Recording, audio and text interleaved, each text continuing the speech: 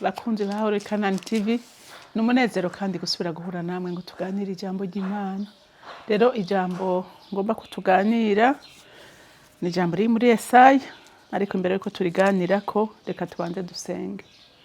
Mana y'imbabazi n'urukundo, imisi yose twigishiriza mu ijambo ryawe kugira ngo duhindukire tuve mu nzira zitaroranye, ariko dutumbere inzira nziza kugira ngo tubashe gushikira umugisha twasezeraniwe.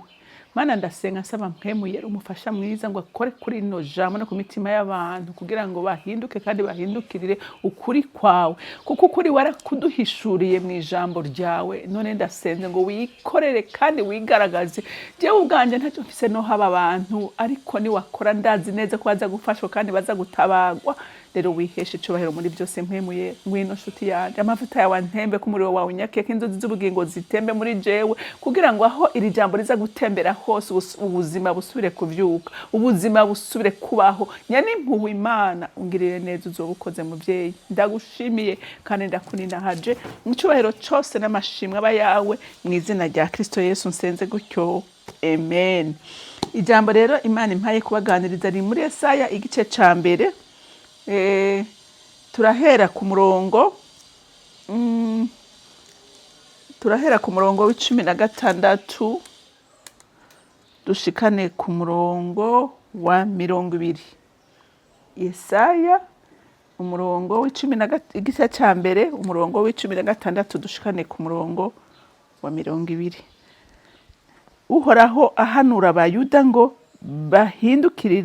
bahindukire abaharire. Umuyuda wumve ko ari wewe. Umuyuda ni wewe, umuyuda ni jewe. Imana iriteguye. Imana yama yiteguye. Iravuga ngo nteze ibiganza. Ndabitegeye umuntu wese angarutseko. Umuntu wese yirimbuye akabona ati inzira ndiko ndacamo siyo, ibikorwa ndiko ndakora sivyo, siko Imana ibishaka.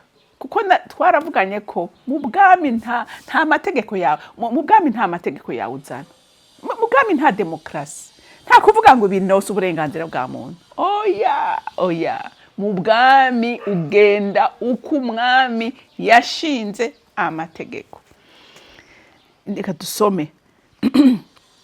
Nimwiyuhagire, mwitunganye, mukureho ibi byo mu bikorwa byanyu bive mu nyonga zanje, mureke gukora ibibi, mwige gukora neza, murondere guca imanza zibereye, mutabare abahahazwa, mucire urubanza imfuvyi,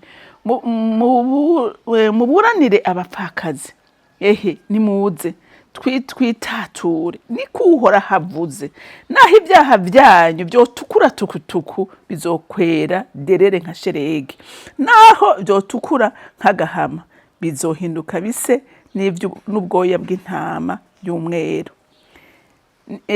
Nimwemera mukumvira muzojya ibyiza byo mu gihugu. Naho nimwanka mukagarariza, inkota izobarya. Kuko akanwa kanje Uhoraho ariko kabivuze. Amen. Bantu b'Imana n'ukuri ndabasabye mumbabarire cyane. Abo twariko turavugana mu kanya, ariwo twariko turavugana, ndamubwira nti jewe narize mu gitondo niko ndasenga. Ndabwira Imana, kubera iki ibintu biguma ari bibi? Kubera iki aho kubona ibintu bihinduka ngo bibe byiza? Ni ukubera iki biguma ari bibi? Ariko njasanga haba ku giti c'umuntu, haba ku muryango, haba ku gihugu, haba ku ishengero, turabifisemo uruhara.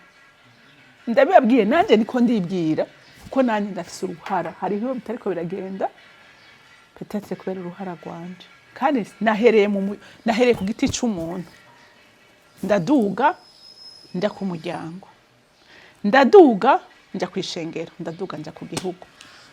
Ijambo ry'Imana riratubwiye ngo twitature, turabe ibibi dukora tubireke, hama ibyiza bari byo dukora. None basha ndababaza ikintu kimwe. Imana yaremye ijuru n'isi, ikarema abantu, yitwa rukundo. yitwa rukundo, ikiranga ndabibabwiye mu byumve kandi mu byemere, n'ijambo ry'Imana niko ribivuga. Ijambo riravuga ngo aho urukundo rutari egari absence y'Imana. Hariho n'abaja gusenga mugabo agasenga yifuriza inabi mugenzi wiwe, aba ni mugabo we canke n'umugore wiwe canke n'umwana we. Umbe utaragira urukundo muri wewe, gumva ko ushobora kwikorera umutwaro wa mugenzi wawe, shaka ureke kumusengera, shaka ureke kubibwira Imana. Imana ntivyumva. Imana ni urukundo. Definition y'Imana ni bayikubaza uvuge ngo Imana ni urukundo, igizwe n'urukundo gusa. Rero abayikorera n'abayirondera ishaka ko bagira urukundo nk'urwaye, ishaka ko bagira urukundo nk'urwaye. Rero gahaye haravuze ngo nimwiyuhagire, mwitunganye, mukureho ibibi byo mu bikorwa byanyu, bive mu nyonga zanje, mureke gukora ibibi. Je nagira mvugane n'abakristo bene wacu na je nibwira, ubona ibikorwa ukora, ubona inyifato ufise, ubona ishakugira byo himbara Imana. Kuko Imana iravuga ngo nkunda bankunda kandi abandondera ubudahumeka barambona. Uyu munsi urumva ko ugifise inyota yo kuja kuba mu ngoro y'Imana, kuko nta hantu ushobora kwezerezwa no gutunganirizwa. Ni mu ngoro y'Uhoraho, ni mu ijambo ryayo, ni ryo cirore twirabiramwo rikadutunganya, rikaduhingura, rikaduhindura ivyaremwe bisha. Kuvuga ngo narakiriye Yesu ngo ndamwizera nk'umwami n'umukiza w'ubugingo bwanjye ntibikwiriye. Na Satani arazi Yesu kandi aramutinya. Wewe ntunamutinya, bwa Satani aratinya Yesu. Rero bidusabye ngo twiyuhagire. Mu kwiyuhagira no kugerageza kwirimbura, ugasaba mpemu yera uti nsesa mu mutima wanje, sinifata uko ntari. Kuko hari abantu twifata uko tutari, tukavuga ngo turabarokore ariko tutari. Rero twitunganye, twiyuhagire ngo twitunganye, dukureho ibibi, tubone kuza imbere y'Imana.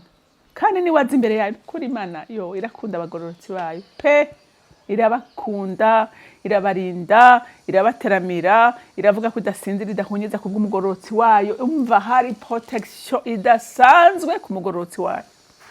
Haleluya. Mwige gukora neza, murondere guca imanza zibereye. Urumva abantu b'Imana, je uyu munsi araho nkora numviriza abantu bari muri justice, nkumva amarira abantu bafise, nkumva gahinda gase, nkumva karengane kariho, nkumva bituriye buri, nkumva ibintu hirya no hino bitagenda, nkavuga Mana y'urukundo, Mana y'ububasha, tabara igihugu cawe n'abantu bawe. Umuntu kwera adafise icatanga karenganywa, akanyagwa, izuba riva. Eske Imana yonezerwa? Imana yovumerera igihugu, Imana yovumerera abantu ikabanezerererwa bakora ibyankwa nayo. Ngo mucire ngo murondere guca imanza zibereye, mutabare abahahazwa, mucire urubanza imfuvyi, muburanira abapfakazi barira ni bangahe? Imfuvyi zirira nizingana gute? Zariwe na base babo na banyinawo na bayinasenge na babavyara babo n'abana barira babanyazi vyabo. Aho ivyo uzobiboneramo umugisha, uzobironkeramwo amahoro. Wanyazi imfuvyi, wanyazi umupfakazi, warenganije ugacira ubanza kwa ngonda ukarucira umuntu afise ukuri, Imana izoguha umugisha wewe.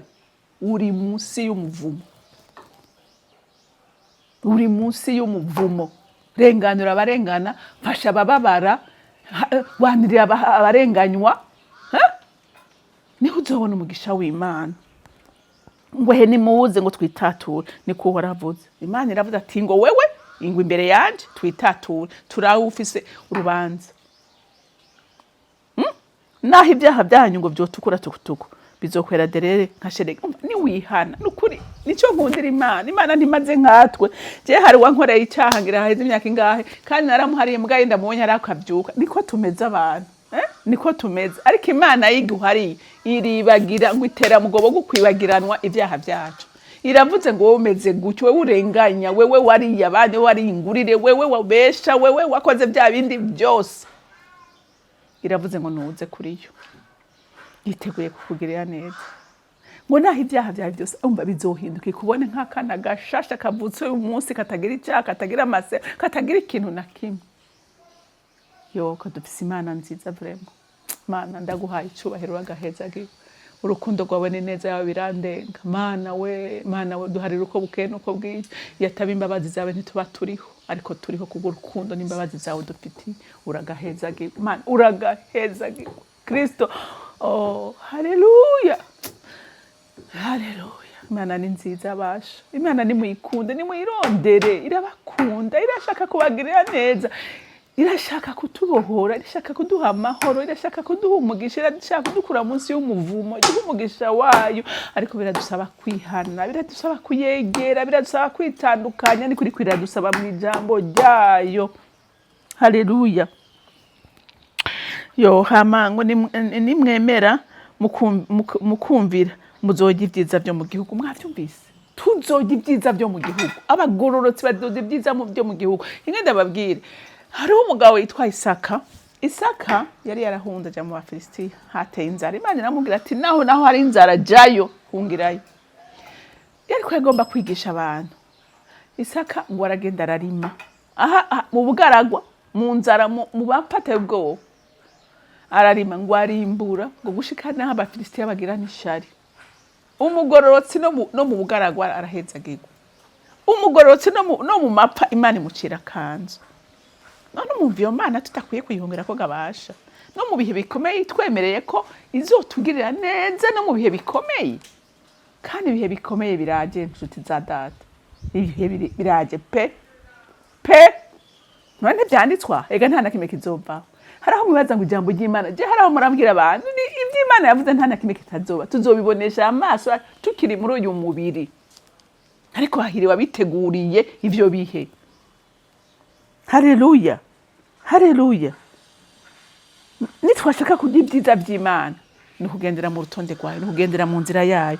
Naho nimwanka mukagarariza inkota izobajya, kuko akanwa kanje uhoraho ariko kabivuze. Mwabyumvise? Abanse kugenda uko Imana ishaka, mu inkota izobajya, ibyago bizobazako, amarushwa azobazako, umuruhu uzobazako, ingwara zizobagwirako.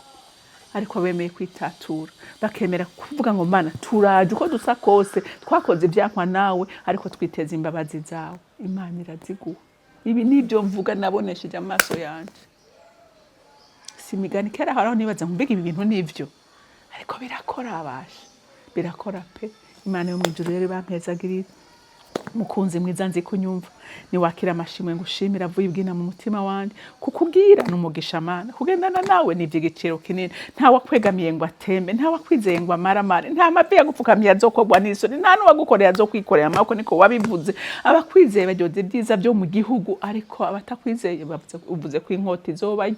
Mana we, reka abana b'Imana bahunga iyo nkota, reka bahunga ishavu ryawe, reka baguhindukirire, reka bagukunde, reka bagukorere. Mana ndabigusabye aho uri mu ijuru ryawe ryera, uhezagira abantu bawe Mana, abazokumvira ijambo ntibarifate nk'irisanzwe, ntivuye mu kanwa kare nirida. Jewe nta kintu mbise nobwira abantu, nanjye ndi umunyantege nke, nanjye hariho ibinanira, ariko ndasenze mwe muyera nguherekeze iri jambo baryumve cyane gusa uko jewe ndarivuze. Urakoze nyaguhoraho, icubahiro kibi cawe mu izina ry'Umwami wacu Yesu senze gutyo, amen.